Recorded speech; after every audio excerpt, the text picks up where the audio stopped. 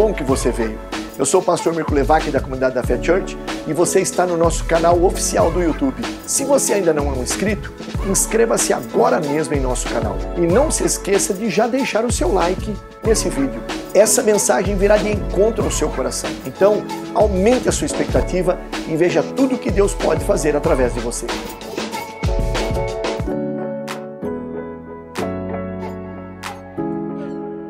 Na mente dos gregos havia um dualismo entre matéria e espírito, de tal maneira que eles acreditavam que a matéria era essencialmente má e o espírito era essencialmente bom. Desta forma, eles não achavam e não podiam crer que Jesus Cristo fosse Deus, se ele tinha um corpo físico. Então eles negavam a divindade de Cristo. Obviamente eles negavam também a encarnação de Cristo, a humanidade de Cristo. E João escreve este evangelho para provar uma tese. Que tese? Jesus Cristo é verdadeiramente Deus. Jesus Cristo é verdadeiramente homem. Com estas palavras introdutórias, eu convido você para a leitura do texto. E João abre as cortinas da eternidade, acende a luz no palco da história e apresenta-nos o nosso glorioso Redentor. E diz assim: no princípio era o Verbo, e o Verbo estava com Deus, e o Verbo era Deus. Ele estava no princípio com Deus.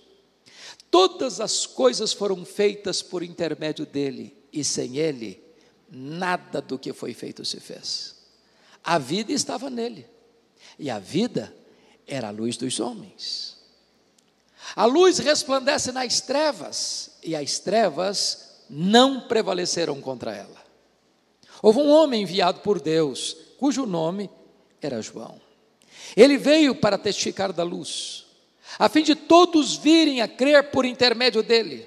Ele não era luz, mas veio para testificar da luz, a saber, a verdadeira luz que, vinda ao mundo, ilumina todo homem. O Verbo estava no mundo. O mundo foi feito por intermédio dele, mas o mundo não o conheceu. Veio para o que era seu, mas os seus não o receberam. Mas a todos quantos o receberam, deu-lhes o poder de serem feitos filhos de Deus, a saber, aos que creem no seu nome, os quais não nasceram do sangue, nem da vontade da carne, nem da vontade do homem, mas de Deus. E o Verbo se fez carne e habitou entre nós, cheio de graça e de verdade, e vimos a sua glória, glória como do unigênito do Pai. João vai nos apresentar o nosso glorioso Redentor, e ao abrir as cortinas, já nos deixa boquiabertos com a primeira declaração. No princípio era o Verbo. Vocês que têm uma noção talvez melhor do que a minha da língua portuguesa, percebem aí que o verbo ser não está no pretérito perfeito, porque não está escrito no princípio foi o Verbo, mas está no pretérito imperfeito. No princípio era o Verbo. Isso significa que quando tudo começou, no princípio, o Verbo já existia. Ele preexiste ao tempo, ele preexiste à criação, ele preexiste ao começo, ele existe antes de tudo começar, portanto, ele é eterno. E eternidade é um atributo exclusivo de Deus. Isso nos remete a Gênesis 1:1. No princípio criou Deus os céus e a terra. Os céus e a terra tiveram um princípio, tiveram um começo. Mas quando tudo começou, o Verbo já existia. Ele preexiste ao tempo, ele preexiste ao começo, ele preexiste à história, logo ele é eterno. Só que eternidade é um conceito que você e eu não entendemos. Em 1978, eu li um livro difícil de ler, importante ser lido. As categorias de Aristóteles, o pensador grego. E ele diz que você e eu só entendemos determinadas coisas dentro de categorias humanas, de tempo, de espaço, de tamanho. Por exemplo, eu entendo tempo, eu não entendo eternidade. Eu pergunto a você, se você tirar um dia de 1 milhão de anos, você não tem mais 1 milhão de anos, certo? Óbvio, óbvio. Mas eu pergunto a você, se você tirar 1 milhão de anos da eternidade, quanto sobra para você? A eternidade. E se eu tirar 1 bilhão de anos da eternidade, quanto sobra? A eternidade. E se eu tirar 1 trilhão de anos da eternidade, quanto sobra? A eternidade. Logo, eternidade não é tempo. Logo, você e eu não entendemos eternidade. Sabem por quê? Porque a eternidade é um atributo exclusivo de Deus. No princípio, era o Verbo. E João prossegue e diz: e o Verbo estava com Deus. Essa expressão na língua grega, pros ton theon, significa assim, ele estava face a face com Deus. Se Deus é uma pessoa e Deus é, logo o Verbo não é um ser impessoal, como pensavam os gregos, mas um ser pessoal, da mesma substância, da mesma essência de Deus, Deus de Deus, luz de luz, coigual, coeterno e consubstancial com Deus. Então o Verbo é eterno e também ele é pessoal. Mas João conclui dizendo: e o Verbo era Deus. Não um ser inferior a Deus, como pensava Ário de Alexandria no século IV, não um ser superior aos anjos, serafins e querubins, mas um ser igual a Deus, da mesma essência de Deus, da mesma substância de Deus, tendo os mesmos atributos de Deus, realizando as mesmas obras de Deus. Aí eu preciso concordar com um grande pensador cristão do século passado, C.S. Lewis. Ele disse o seguinte: com respeito a Jesus, você só tem 3 possibilidades. Ou ele é um mentiroso, ou ele é um louco, ou ele é Deus. Se ele não é quem ele disse ser, ele é um mentiroso. Se ele não é quem ele pensou ser, ele é um louco. Mas se ele é quem ele disse ser, então ele é Deus. Ele diz: eu e o Pai somos um. Quem me vê a mim, vê o Pai. Só lhe resta uma opção: curvar-se aos seus pés como Tomé e dizer: Senhor meu e Deus meu. Mas João avança e diz assim: ele estava no princípio com Deus. Que princípio? No princípio criou Deus os céus e a terra. Quando Deus estava criando os céus e a terra, o Verbo, a palavra, o nosso glorioso Redentor estava lá. Mas não estava lá passivamente, estava lá ativamente, porque o verso 3 diz: todas as coisas foram feitas por intermédio dele, e sem ele nada do que foi feito se fez. Isso nos leva a 4 conclusões preliminares. Primeira, a matéria não é eterna, como pensavam os gregos. Não, a matéria foi criada. Esse mundo é feito de matéria e energia. Matéria e energia não criam a si mesmas. Esse mundo é governado por leis. Leis não criam a si mesmas. Portanto, a matéria foi criada, e criada pelo nosso glorioso Redentor.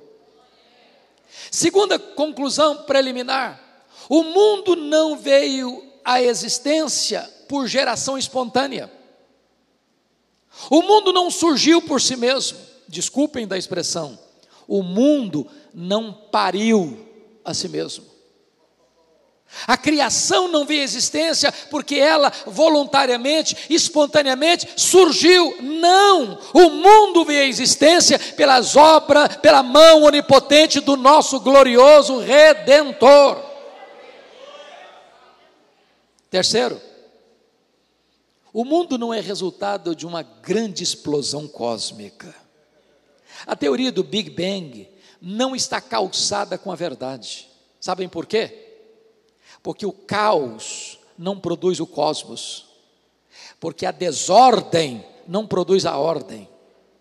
Se Seria mais fácil você acreditar que se você jogar 1 bilhão de letras para o espaço, elas caíssem em termos de uma grande enciclopédia, do que você acreditar que uma mega explosão produziu esse universo, com leis tão precisas, com movimentos tão harmoniosos, com cada planeta e satélite rigorosamente no seu lugar. O planeta Terra não está onde está porque uma explosão ocasionalmente deixou o nosso planeta aqui. Se nós estivéssemos mais longe do Sol, nós morreríamos congelados. Se nós estivéssemos mais perto do Sol, nós morreríamos queimados. A Terra não está aqui por um acaso, ela está aqui por causa da obra do nosso glorioso Redentor.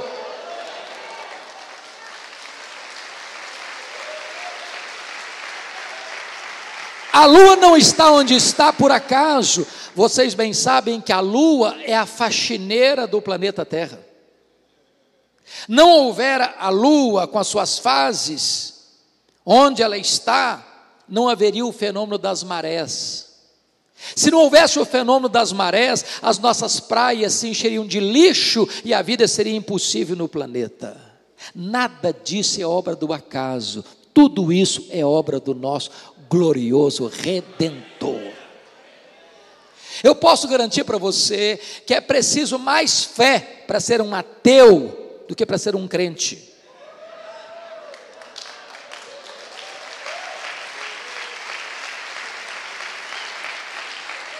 Mas a quarta conclusão prévia é que o nosso universo não é resultado de uma evolução de milhões e milhões e milhões de anos. Vocês bem sabem que no ano de 1859, quando chegava o primeiro missionário presbiteriano aqui no Brasil, Ashbel Green Simonton, nesse mesmo ano, Charles Darwin lançava em Londres, na Inglaterra, o seu livro A Origem das Espécies, que no primeiro dia, o dia do lançamento, a obra foi esgotada, a primeira edição. De lá para cá, a chamada teoria da evolução tem sido ensinada como uma verdade científica nas escolas e universidades. Mas prestem bem atenção, essa teoria não está calçada pela verdade. Irmãos amados, o criacionismo não é matéria de fé, o criacionismo é matéria de ciência. Que o mundo foi criado, hoje a ciência prova. O que nós cremos pela fé é que este mundo que foi criado por Deus, pelo nosso glorioso Redentor. Criado por Deus. Agora, preste bem atenção nisso. Pastor Mirto, nós estamos vivendo um tempo muito perigoso. Porque no campo científico e nas reflexões teológicas de alguns pensadores, tentou-se ultimamente fazer um casamento espúrio entre Cristo e Darwin. De que maneira? Criando uma nova vertente de interpretação. Que vertente? O evolucionismo teísta.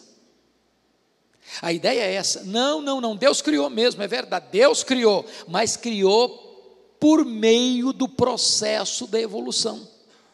O grande problema dessa teoria é que você não pode aceitar, com base nela, a historicidade do relato de Gênesis. O relato de Gênesis passa a ser uma metáfora. O registro da criação passa a ser lendário.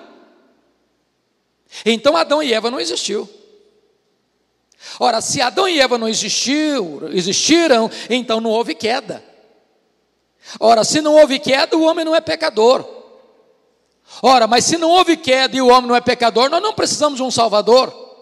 Ora, se o primeiro Adão não existiu, o segundo também não existiu.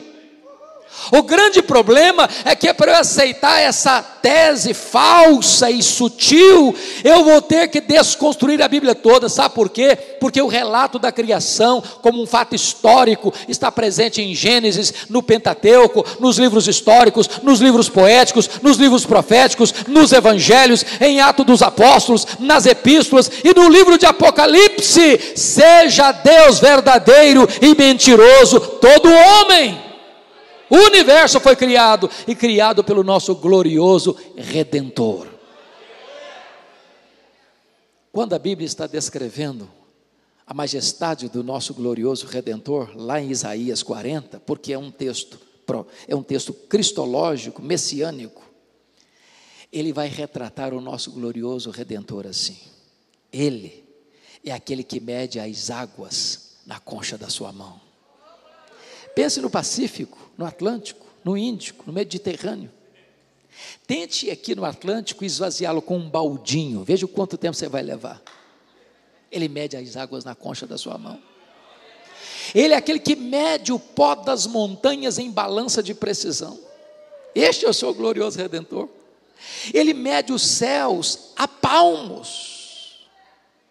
Ele espalha as estrelas no firmamento, e por ser grande em força e forte em poder, porque todas estão bem contadas, quando as chama, nenhuma delas vem a faltar. Este é o seu glorioso Redentor.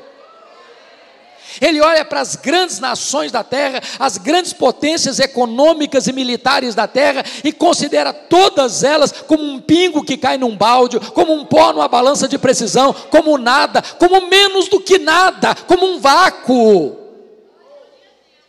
Agora pergunte a um astrônomo: qual é o tamanho desse universo que Deus mediu a palmos? Pergunte. Sabe qual é a resposta dele? Eu não sei. Mas quando ele diz eu não sei, ele não está confessando uma ignorância absoluta, não. Ele está dizendo que nenhum homem, por mais peregrina que seja a sua mente, por mais robusta que seja a sua inteligência, não pode afirmar: aqui está o último limite do universo. Mas eu posso lhes garantir que o universo tem um limite, porque ilimitado só Deus o é. Mas o que os homens já sabem e afirmam, o que os cientistas já provam, é que o nosso universo tem mais de 93 bilhões de anos-luz de diâmetro. O que significa isso?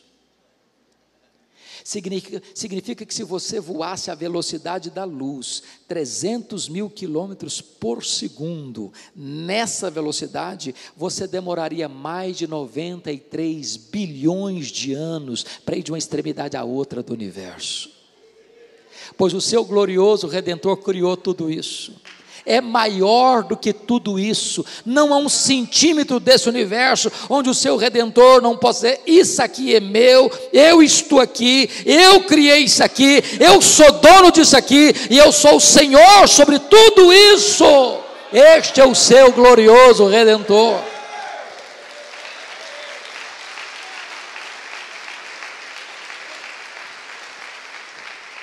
Pergunte a um astrônomo quantas estrelas existem. Sabe qual é a resposta deles?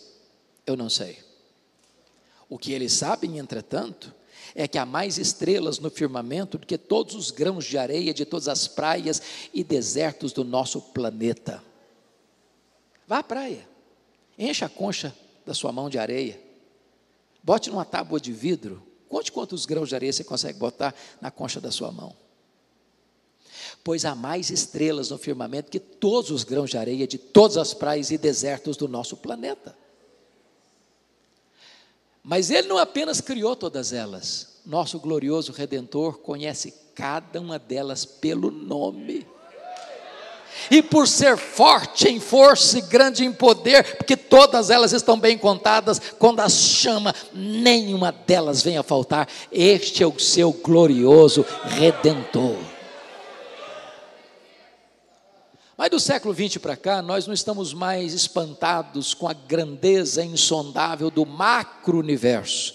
Nós estamos pasmos com a grandeza insondável do micro-universo. Se você pegar uma folha, por mais tenra que ela seja lá no seu quintal, ela é muitíssimo mais complexa do que a cidade americana. Se você chegar em casa e pegar na geladeira um ovo e quebrá-lo na frigideira, aquela gema é mais complexa do que qualquer máquina que o homem jamais inventou. Dr. John Wilson, catedrático da Universidade de Harvard, uma das maiores autoridades do mundo em oftalmologia, diz que você e eu temos em torno de 2 milhões de fios duplos encapados em cada um dos nossos olhos, e se não for assim, haveria um curto-circuito e nós ficaríamos cegos. Dr. Marshall Nirenberg, prêmio Nobel de Biologia, fez uma das mais fantásticas descobertas no século passado. Ele descobriu que você e eu somos um ser programado geneticamente, computadorizadamente programados. Ele descobriu que você e eu temos em torno de 60 trilhões de células vivas no nosso corpo. Ele descobriu que em cada uma dessas células você tem 1,70 m de fita DNA, onde estão gravados e computadorizados todos os seus dados genéticos, a cor dos seus olhos, a cor da sua pele, o seu temperamento. Se você espichar a fita DNA do seu corpo, você tem 102 trilhões de metros de fita DNA no seu corpo, você tem 102 bilhões de quilômetros de fita DNA no seu corpo, dá para dar diversas voltas no sistema planetário. O que é maravilhoso é que códigos de vida não se originam espontaneamente. Códigos de vida não se originam de uma explosão cósmica. Códigos de vida não se originam de uma evolução de milhões e milhões de anos. Códigos de vida foram plantados em você pelo Deus Todo-Poderoso, Criador dos céus e da terra, e este é o seu glorioso Redentor. Todas as coisas foram feitas por intermédio dele, e sem ele nada do que foi feito se fez.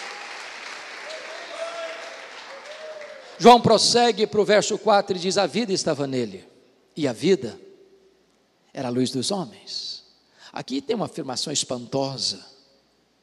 Tudo que existe no universo existe porque recebeu vida de alguém, e esse alguém é Deus. Mas o verbo tem vida em si mesmo. O verbo é autoexistente. O verbo é a fonte da vida. Alguém pergunta: mas quem criou Deus? A resposta é: ninguém. Ele não foi criado, ele é o Criador. Alguém pergunta assim: mas quando ele passou a existir? Não, ele não passou a existir, ele é o Pai da eternidade, ele sempre existiu. Nem anjos, nem homens, nem animais, nem nenhum ser existe por si mesmo. Tudo que existe, existe porque recebeu vida dele. A vida estava nele, e a vida é a luz dos homens. Portanto, se você veio aqui nesta noite, se o seu cérebro está funcionando, se os seus olhos estão enxergando, se os seus ouvidos estão ouvindo, se as suas mãos estão apalpando, se os seus pés estão andando, se o seu coração está batendo, se você está vivo, é porque ele preserva a sua vida. Mas o texto diz que a luz resplandece nas trevas, e as trevas não prevaleceram contra ela. Significa que não tem causa perdida para ele. Onde ele chega, a escuridão tem que ir embora. Onde ele chega, as trevas têm que bater em retirada. Onde ele chega, o pecado é tratado e é perdoado. Onde ele chega, as algemas do vício são quebradas. Onde ele chega, daquele que está preso na feitiçaria, na idolatria, na ignorância, no pecado, nas mazelas da vida, é liberto, é transformado, é restaurado, porque ninguém triunfa sobre a luz. Ele é a luz que, vindo ao mundo, ilumina a todo homem. Eu disse para vocês no início que João escreveu este evangelho para provar uma tese. É a tese? Jesus Cristo é Deus. E ele já provou a tese de duas maneiras. Ele é Deus porque tem os mesmos atributos. Ele é eterno, ele é pessoal, ele é divino, ele é autoexistente.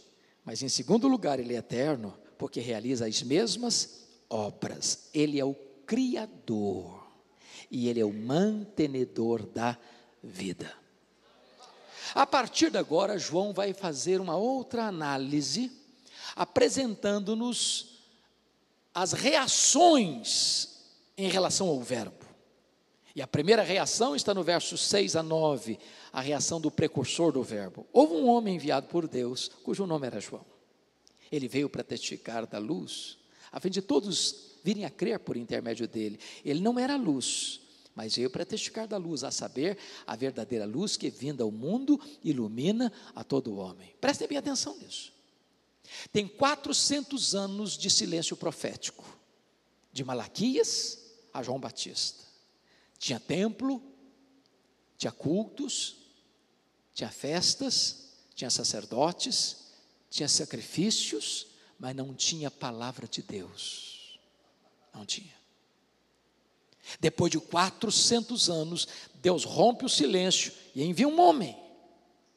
Mas ao enviar esse homem, Deus não foi lá no palácio de Tibério César em Roma, Deus não foi lá no palácio de Pôncio Pilatos em Cesareia Marítima, Deus não foi lá em Jerusalém no Sinédrio Judaico, Deus não foi lá no templo para o sumo sacerdote. Deus enviou um homem estranho, vestindo roupa estranha, comendo comida estranha, pregando num lugar estranho, o deserto da Judéia. E diz a Bíblia que as multidões desabalavam-se das ruas, das cidades, das vilas, para ir ao deserto, para ouvir João Batista, que pregava batismo de arrependimento para remissão de pecados. No meio dessa multidão estão lá os fariseus, estão lá os saduceus, estão lá os soldados, estão lá os publicanos, e diz a Bíblia que essas pessoas eram confrontadas em seus pecados, e elas eram batizadas, confessando os seus pecados, para receberem remissão de pecados. De repente, do meio da multidão surge um bochicho, como aquela voz suave, macia, aveludada, melíflua da tentação. E a pergunta chegou aos ouvidos de João Batista: porventura, tu não és o Cristo? Olha o perigo, olha a sedução, olha a tentativa de colocá-lo num pedestal, de exaltá-lo. E de repente, se ele engolisse a isca, ele podia pensar: bom, eu sou um fenômeno, eu sou um prodígio, veja o meu sucesso, as multidões correm para me ouvir, as multidões lotam o deserto para me ouvir. Quem sabe, talvez, na verdade, eu mesmo seja o Messias. Mas ele não engoliu a isca. Ele foi categórico e disse: não, eu não sou o Messias, eu não sou o verbo, eu sou apenas uma voz, eu não sou a luz, eu vim para testificar da luz, eu não sou o noivo, eu sou apenas amigo do noivo, eu batizo com água, mas aquele que vem depois de mim é mais poderoso do que eu, ele vos batizará com o Espírito Santo e com fogo. Eu não sou nem mesmo digno de me curvar, desatar as correias das suas sandálias. Eu tenho um lema: convém que ele cresça e que eu diminua.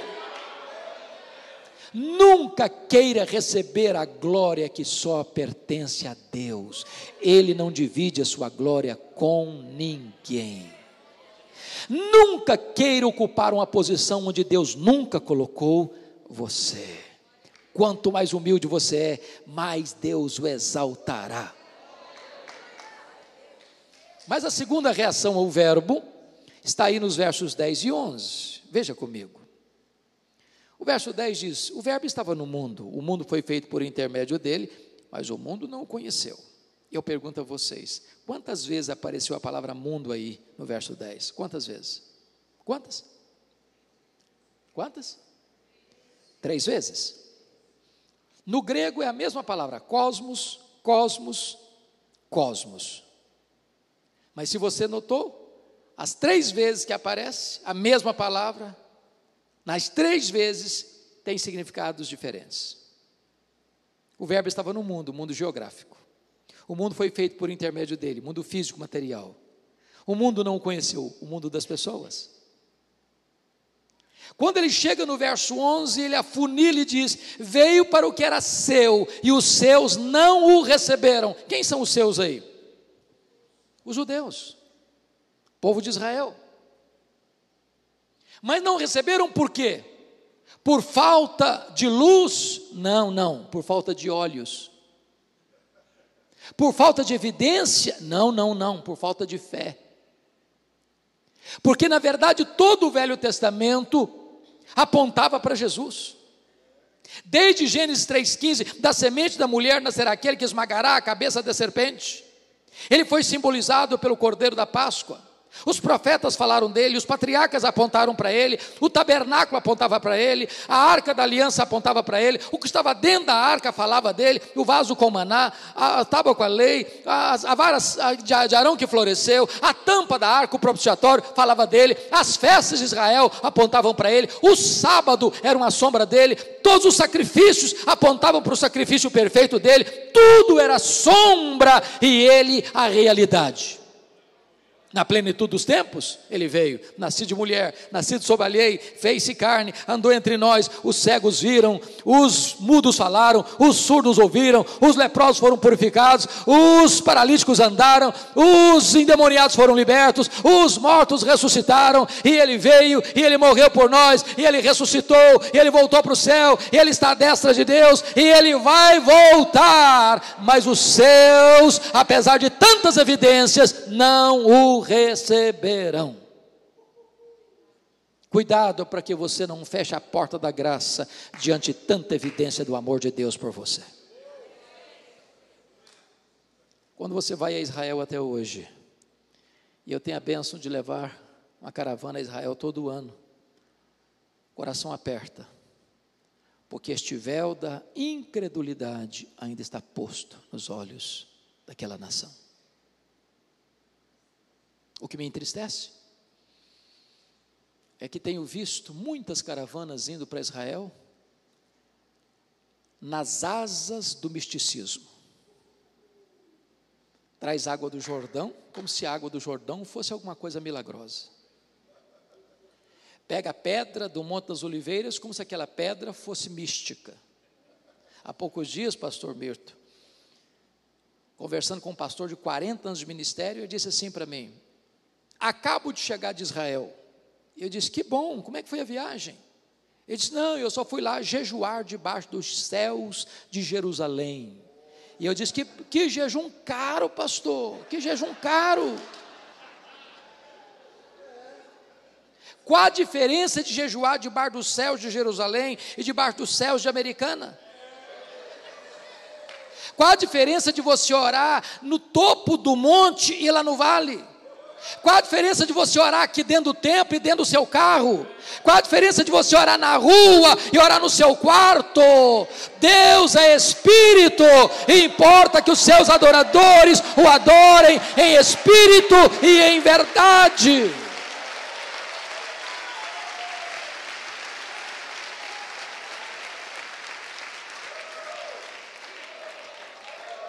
Amados irmãos, eu tenho visto com tanta tristeza pelo Brasil afora, como alerta a carta aos Hebreus, igrejas evangélicas no Brasil de malas prontas de volta para o judaísmo, importando as festas de Israel, as roupas dos sacerdotes, os utensílios do templo de Jerusalém, como se isso fosse um upgrade na fé cristã. Isso é retrocesso, isso é dar marcha ré, isso é voltar para as sombras, quando a realidade já chegou, e a realidade é Jesus de Nazaré, o nosso glorioso Redentor.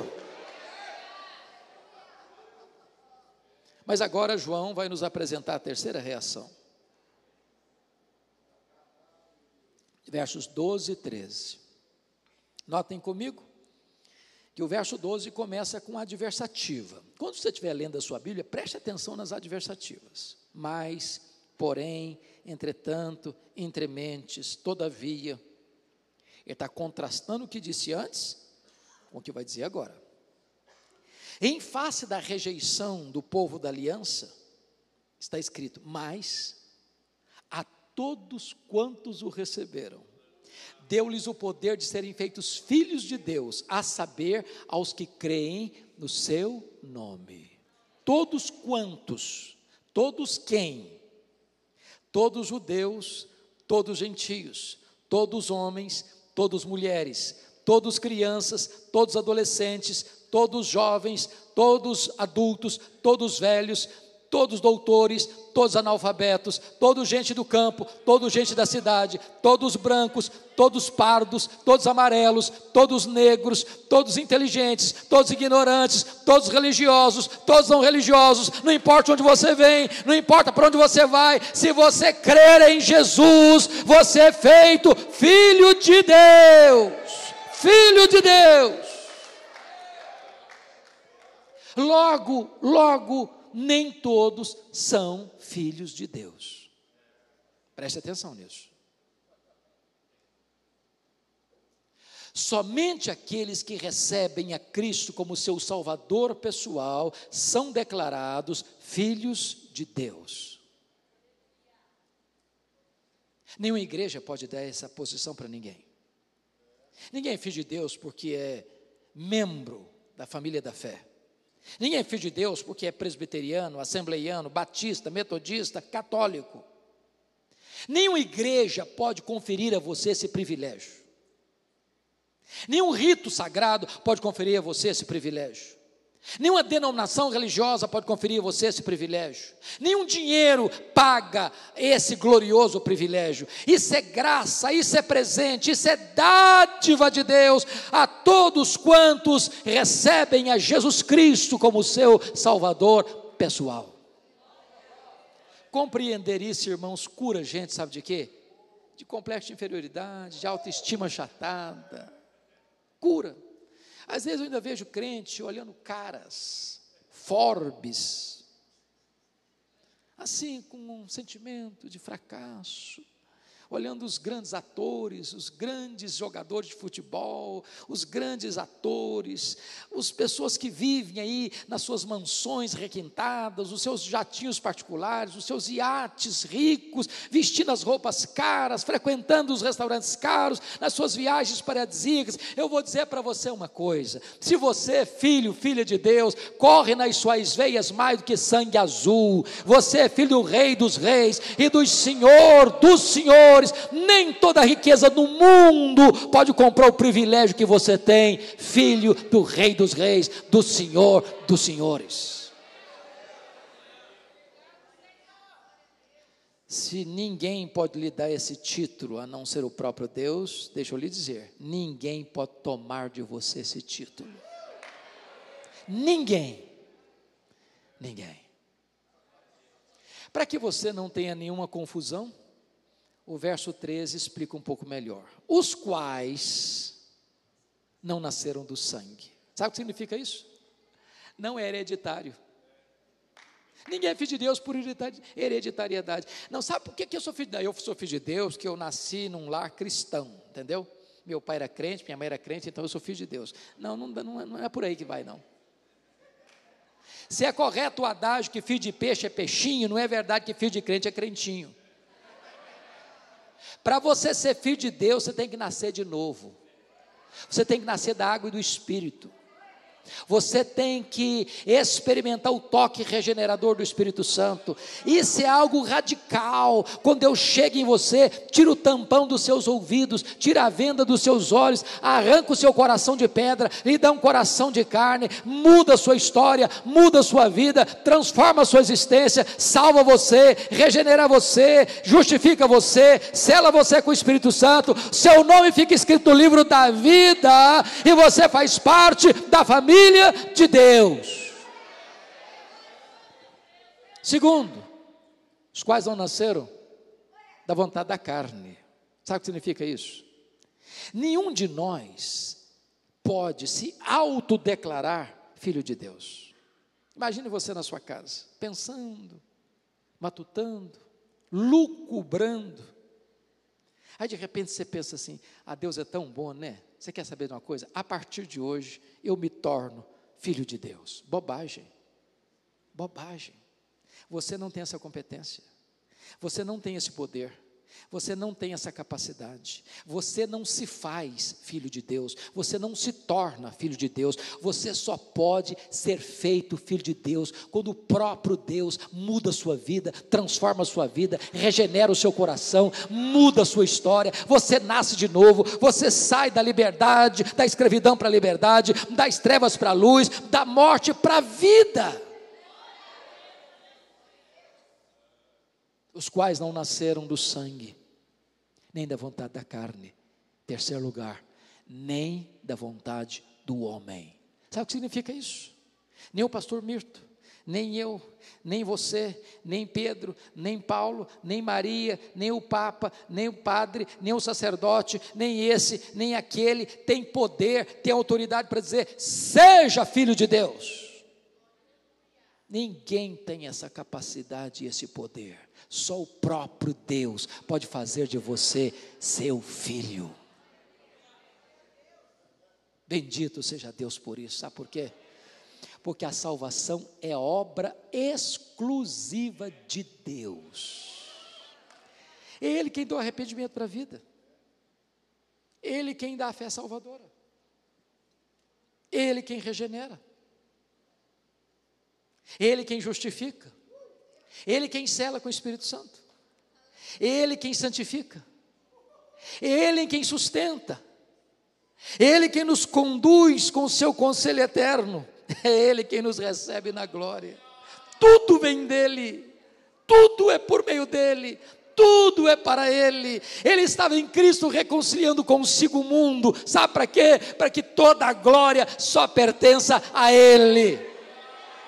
Ninguém vai poder chegar no céu batendo no peito, com o peito isso faz, eu estou aqui porque eu fiz por onde, eu estou aqui porque eu mereço, eu estou aqui porque eu fiz boas obras, eu estou aqui porque li a Bíblia, eu estou aqui porque fiz jejum, eu estou aqui porque orei, eu estou aqui porque fui batizado, eu estou aqui porque frequentei a igreja, eu estou aqui porque fiz boas obras e sacrifícios. Não, você só pode entrar no céu pela graça de Deus, pela obra meritória de Jesus Cristo, Filho de Deus. Tudo vem dele, porque toda a glória só pertence a Ele.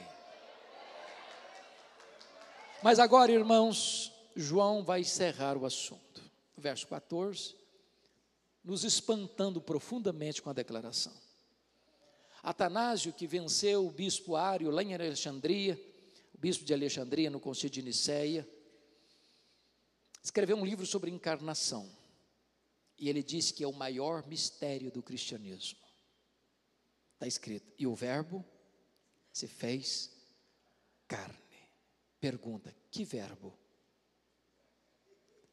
O verbo eterno, o verbo pessoal, o verbo divino, o verbo criador, o verbo autoexistente, o verbo que é a luz do mundo, o verbo que ilumina todo homem, o verbo que salva, o verbo que é Deus, autoexistente, infinito, imenso, eterno, imutável, onipotente, onipresente, onisciente, transcendente, soberano, que nem os céus dos céus pode contê-lo.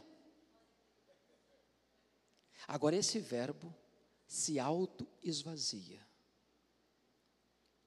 e se encolhe a ponto de se tornar um zigoto, um embrião, um feto, um bebê que nasce de uma virgem, é colocado numa manjedoura, é enfaixado em panos e é deitado numa manjedoura. Aquele bebê é o Criador do universo, aquele que sustenta o universo na palma de suas mãos. E o verbo se fez carne. E habitou longe de nós? Não, habitou entre nós, vestiu pele humana, calçou as sandálias da humildade, pisou o nosso chão, bebeu a nossa água, comeu o nosso pão, sentiu a nossa dor, chorou as nossas lágrimas, carregou com o nosso pecado sobre o seu corpo no madeiro, morreu por nós, ressuscitou por nós, voltou ao céu, está à destra de Deus e vai voltar gloriosamente. Mas João diz, e habitou entre nós, de que maneira? Cheio de justiça e juízo? Não, cheio de graça e verdade. Você já pensou se eu tivesse vindo até nós cheio de justiça e juízo? Nós seríamos fulminados. Sabem por quê? A Bíblia diz que o melhor de nós, as nossas justiças, aos olhos dele, não passam de trapos de imundícia. Ora, se o melhor de nós são trapos de imundícia, e o pior de nós, os nossos pecados, o que são? Não, ele não veio cheio de justiça e juízo, ele veio cheio de misericórdia. Nos pegou arruinados, depravados, condenados, sujos, doentes, perdidos, escravos, mortos nos nossos delitos e pecados, e Ele nos apanhou, e Ele nos lavou, e Ele nos restaurou, e Ele nos justificou, e Ele nos santificou, e Ele nos transformou, e Ele nos fez membros da sua família. Louvado seja o seu nome. E João conclui dizendo assim: e vimos a sua glória, glória como do unigênito do Pai. Vocês todos sabem que glória não é um atributo de Deus, como a justiça, a misericórdia e a santidade. Glória é um termo teológico que significa todos os atributos de Deus no seu resplendor máximo. Quando Deus mandava um profeta no Velho Testamento, ele apontava para algum atributo de Deus.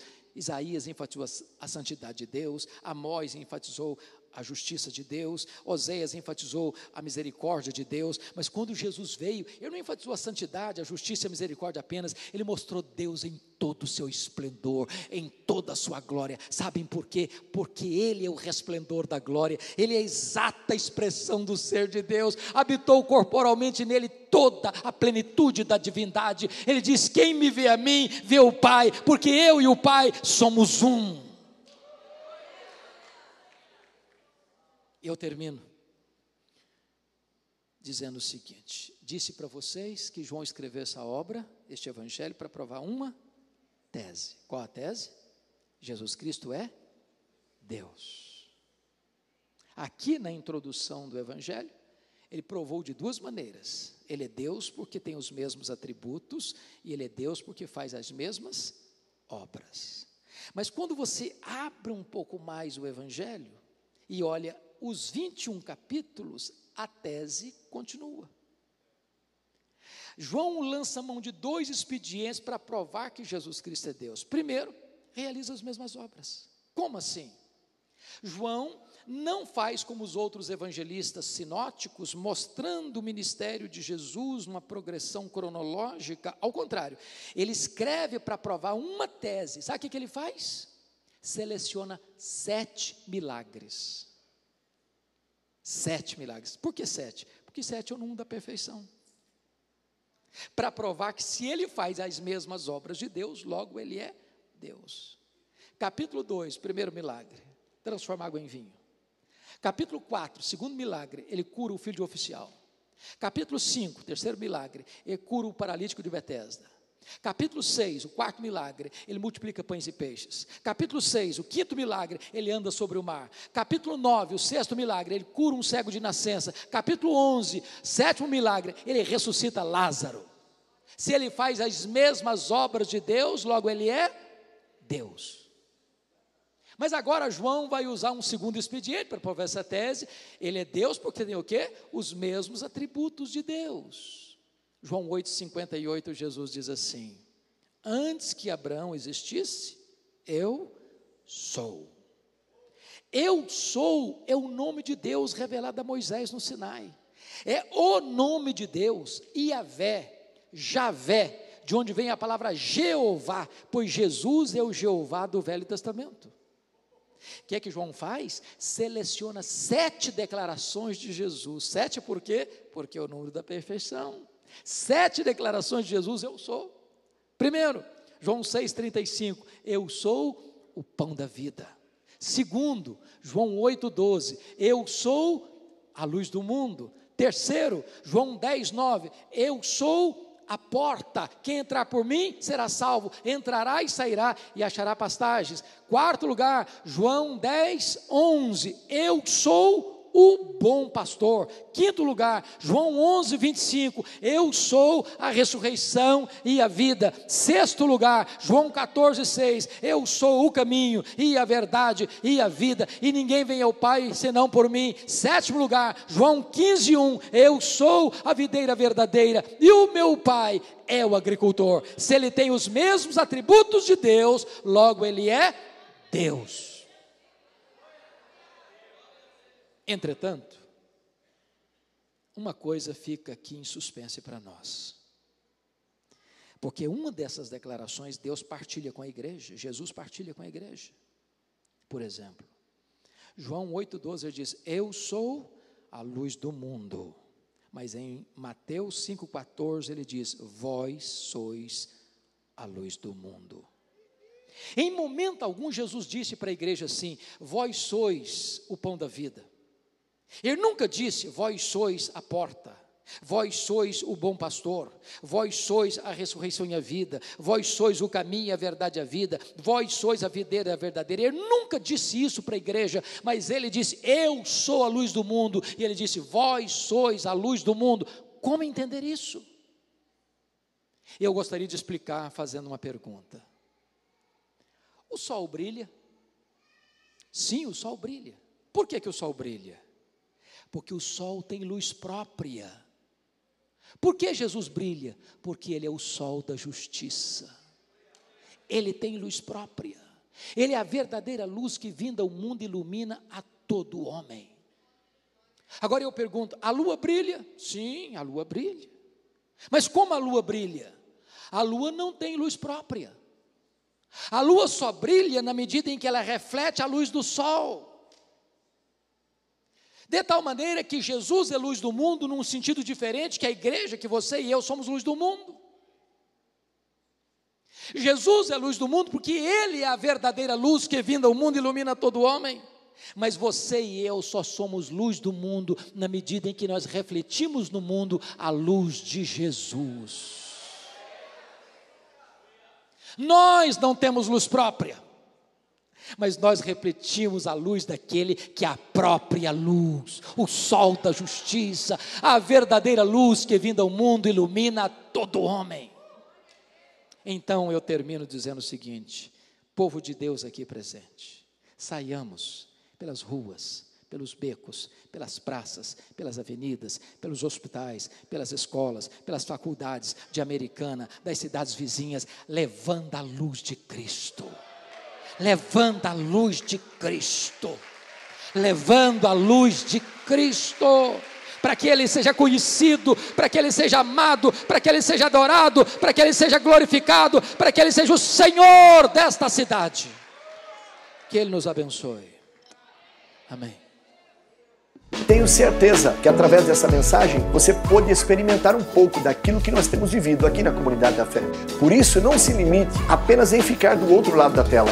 Não importa se você está longe ou perto, nós estamos com os braços abertos para te receber. Comunidade da Fé, um lugar para você amar e ser amado.